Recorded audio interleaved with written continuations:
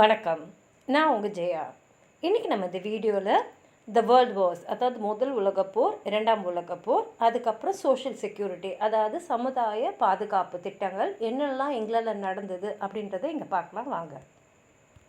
20வது நூற்றாண்டோட முற்பகுதியில் பார்த்திங்கன்னா உலகம் முழுக்குமே எல்லா இடத்துலையும் பிரம்மாண்டமான முன்னேற்றம் ஏற்பட்டுச்சு. இதுக்கு முக்கிய காரணம் அறிவியலும் தொழில்நுட்பம் தான். இந்த அறிவியலும் தொழில்நுட்பம் மனுஷனோட வாழ்க்கையை ரொம்ப எளிதாகவும் வசதியாகவும் மாற்றுச்சு. ஆனால் என்ன ஆச்சுன்னா முதல் உலக போர் வந்தது. இந்த முதல் உலக போர் ஆயிரக்கணக்கானதில் லட்சக்கணக்கான உயிர்களை பறிச்சது மட்டும் இல்லாமல் சாதாரண வாழ்க்கையை கூட உலகம் முழுக்குமே பாதிச்சுது. இந்த முதல் உலக போர் 1918 முடிவுக்கு வந்தது. இதுக்கு முக்கியமான காரணம் யூஎஸ்ஏயில் அப்போ பிரசிடெண்ட்டாக இருந்த வுட்ரோஃப் வில்சன் தான். அது மாத்திரம் இல்லை, அதுக்கப்புறம் லீக் ஆஃப் நேஷன்ஸையும் அவங்க எஸ்டாப்ளிஷ் பண்ணாங்க. இதோட முக்கிய காரணம் என்னென்னா, இனிமேலுக்கு இந்த மாதிரி போர் இந்த உலகத்தில் வரக்கூடாது, அதை தடுக்கிறதுக்கு தான் இந்த லீக் ஆஃப் நேஷன்ஸ். ஆனால் அவங்க எதிர்பார்த்தது நடக்கலை. ஏன்னா 20 வருஷத்துலேயே முதல் உலக போரோட மோசமான ஒரு போர், அதாவது இரண்டாம் உலக போர் ஆரம்பித்து 6 வருஷம் அந்த போர் நடந்தது. இரண்டாம் உலக போர் 1945 தான் முடிஞ்சுது. இந்த ரெண்டாம் உலக போர் முடிஞ்சிட்ட அப்புறம் யூஎன்ஓ, அதாவது யுனைடெட் நேஷன்ஸ் ஆர்கனைசேஷன்ஸை எஸ்டாப்ளிஷ் பண்ணாங்க. இதோடைய வேலை என்னென்னா, இப்போ ஏதாவது நாட்டுக்குள்ளே ஒரு சண்டை வர மாதிரி, 2 நாடுகளுக்கு நடுவில் சண்டை வர மாதிரி இருந்ததுன்னா அவங்க 2 பேர்கிட்டையும் பேசி சமாதானப்படுத்தணும். இதுதான் இந்த யூஎன்ஓடைய முக்கியமான ஒரு வேலை. ஆனால் இந்த யூஎன்ஓக்கு ஒரு நாடு தவறு செஞ்சுருக்குன்னு தெரிஞ்சாலும் அவங்கள தண்டனை கொடுக்குற அளவுக்கு இதுக்கு பவர் இல்லை. இருந்தாலும் யுஎன்ஓ நிறைய போர்களை இந்த மாதிரி பேச்சுவார்த்தை மூலமாகவே தடுத்திருக்காங்க. இந்த இரண்டாம் உலக போரை ஒரு சுதந்திரத்தை உலகத்துக்கு கொண்டு வந்த ஒரு போருன்னே நிறைய பேர் சொல்லலாம். ஏன்னா அது வரைக்கும் பார்த்திங்கன்னா நூற்றுக்கணக்கான வருஷங்களாக நிறைய, அப்போ பிரிட்டன் பார்த்திங்கன்னா நிறைய காலனிஸ் உலகம் முழுக்க வச்சுருந்தாங்க. இந்த கலோனியல் ரூலு, அதாவது ஒரு நாடு இன்னொரு நாட்டு மேலே ஆதிக்கம் செலுத்துறது முடிவுக்கு வந்தது. அதனால் நிறைய நாடுகள் சுதந்திரம் அடைஞ்சி முழு செவரனிட்டியை அவங்க என்ஜாய் பண்ணாங்க. அதே மாதிரி பார்த்திங்கன்னா மன்னர் ஆட்சி, அதாவது காலங்காலமாக இருந்த மன்னர் ஆட்சியும் முடிவுக்கு மக்களாட்சி நிறைய இடத்துல நிறைய நாடுகளில் வந்தது. இந்த 2 உலக போரும் பார்த்திங்கன்னா இங்கிலாந்தில் மாத்திரம் இல்லை, உலகம் முழுக்கவே நிறைய மாற்றங்களை கொண்டு வந்தது. முக்கியமாக இந்த சமுதாயத்தில் இருந்த அந்த ஏற்றத்தாழ்வுகளை ஒரு அளவுக்கு அது வெளியேற்றுச்சு. ஏன்னா இந்த உலக போர் நடக்கும்போது எல்லா தரப்பு மக்களும் போருக்கு வந்தாங்க. அப்போ அவங்க ஒரே இடத்துல தான் தங்க வேண்டியிருந்தது, ஒரே வாழ்க்கையை தான் வாழ வேண்டியிருந்ததுனால இந்த upper class, middle class, lower class, poor கிளாஸ்ன்ற அந்த ஏற்றத்தாழ்வு நிறைய விஷயத்தில் மறைஞ்சிடுச்சு. அது மாத்திரம் இல்லாமல் இந்த போருங்களுக்கு அப்புறம் பார்த்திங்கன்னா இந்த வசதியாக இருந்தாங்களே அப்பர் கிளாஸ் பீப்புள், அவங்களுக்கு நிறைய வரிகளை அந்த கவர்மெண்ட்ஸ் போட்டாங்க. ஏன்னா அவங்களுக்கு பணம் தேவைப்பட்டுச்சு, இவங்கக்கிட்ட தான் பணம் இருந்தது. நிறைய டேக்ஸ், அதாவது டெத் டியூட்டி மாதிரிலாம் கூட நிறையா போட்டாங்க. கொஞ்சம் கொஞ்சமாக பார்த்திங்கன்னா அந்த சோஷியல் பொலிட்டிக்கல் லீடர்ஷிப் எல்லாம் அப்படியே காணாமல் போயிடுச்சு. ஏன்னா அது பரம்பரையாக இவங்க அனுபவிச்சுட்டு வந்த ஒரு 100 ஆண்டுங்களுக்கு மேலே எத்தனையோ ஆண்டுகளை அனுபவிச்சு வந்த வசதிகள். அது மாத்திரம் இல்லாமல் தொழிற்சாலைகள்லாம் நல்ல முன்னேற்றம் அடைஞ்சி, முக்கியமாக பார்த்திங்கன்னா துணி, அந்த டெக்ஸ்டைல் இண்டஸ்ட்ரி அவ்வளோ துணிகளை தயாரித்ததுனால உங்களுக்கு டெக்ஸ்டைல்ஸ் எல்லாம் ரொம்ப கம்மி ரேட்டில் கிடச்சிது. அதனால் பார்த்திங்கன்னா சாதாரண ஒரு ஒர்க்கிங் மேனுடைய மனைவி கூட ஃபேஷனாக இருக்கக்கூடிய பெண்கள் போடக்கூடிய ஆடைகளை வாங்குகிற அளவுக்கு விலை இருந்ததுனால அவங்களும் வாங்கி அந்த ஆடைகள்லாம் போட ஆரம்பித்தாங்க. ஆண்களும் ரெடிமேட் சூட்ஸ்லாம் வாங்க ஆரம்பித்தாங்க. ஏன்னா எல்லாருக்குமே வேலை வாய்ப்புகள் இண்டஸ்ட்ரீஸில் இருந்தது. அதனால் வாங்குகிற சக்தியும் அவங்ககிட்ட இருந்தது. அதே மாதிரி கல்வித்துறையிலும் பார்த்திங்கன்னா இந்த கிளாஸ்லெஸ் சொசைட்டி அதை கொண்டு வரணுன்ற முனைப்பில் இருந்தாங்க.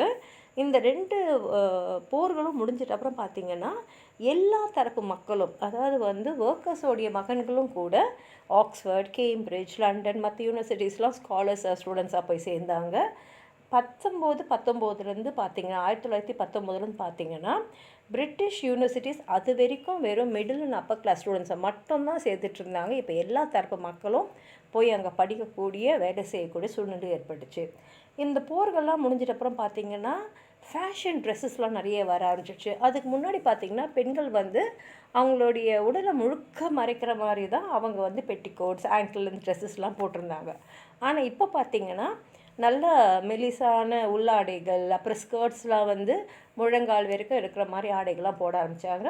ஆண்களும் வந்து ஆக்ஸ்ஃபோர்ட் பேக்ஸ்ன்னு சொல்லக்கூடிய அந்த பலூன் மாதிரி இருக்கிற ட்ரௌசர்ஸ், அதாவது ஷூஸ் கூட முழுசாக மூடுற மாதிரி இருக்கிற ட்ரௌசர்ஸ்லாம் போட ஆரம்பிச்சிட்டாங்க.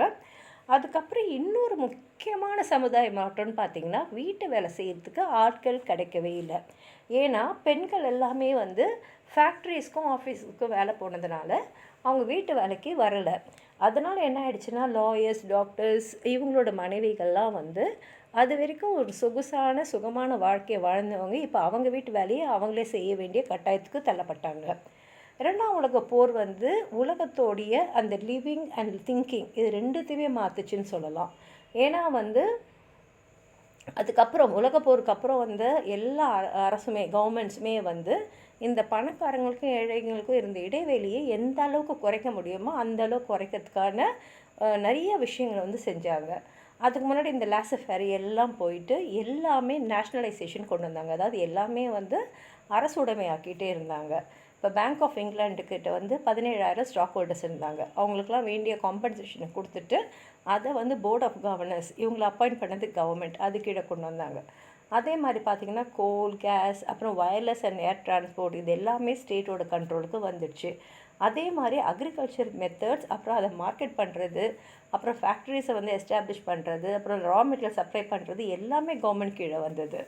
அதே சமயத்தில் கவர்மெண்ட் என்ன பண்ணாங்கன்னா, இந்த மாதிரி வந்து இந்த வசதி வாய்ப்புலாம் ரொம்ப கம்மியாக இருக்கிற சொசைட்டியை எப்படியாவது நம்ம இம்ப்ரூவ் பண்ணணும் அப்படின்றதுல ரொம்ப முனைப்பாக இருந்தாங்க.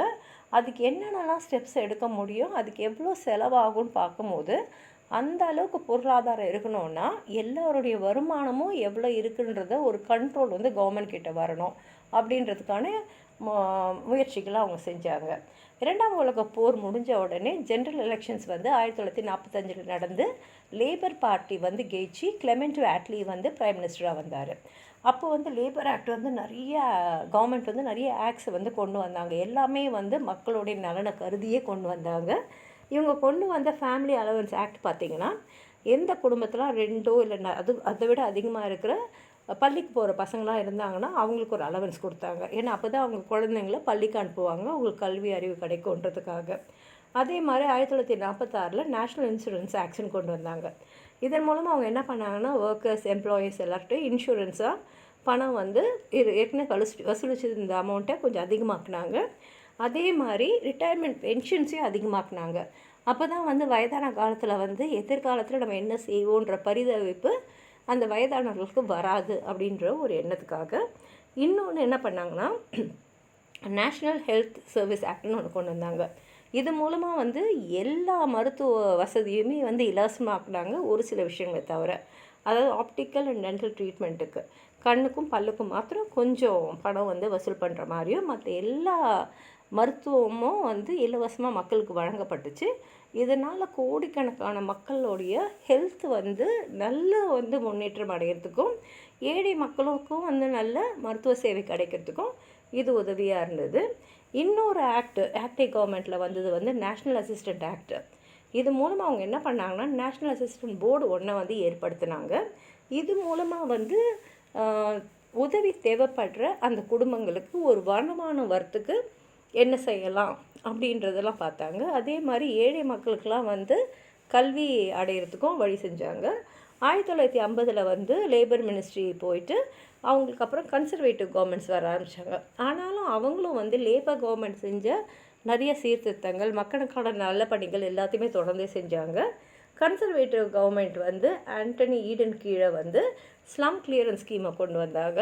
இவருக்கு அப்புறம் மேக்மில்லன் வந்து பிரைம் மினிஸ்டர் ஆகிட்டப்புறம் அவங்க வந்து ஹவுசிங் கார்ப்பரேஷன் ஏற்படுத்தினாங்க. இந்த மாதிரி வந்து அடுத்தடுத்து வந்த கவர்மெண்ட்ஸ் வந்து மக்களில் முன்னேற்றத்துக்கும் ஏழை மக்களுடைய ஏழ்மையை போக்குறதுக்கும் என்னெல்லாம் செய்ய முடியுமோ நிறைய செஞ்சு இங்கிலாண்டோடைய அந்த வாழ்க்கை தரத்தை உயர்த்தினாங்க.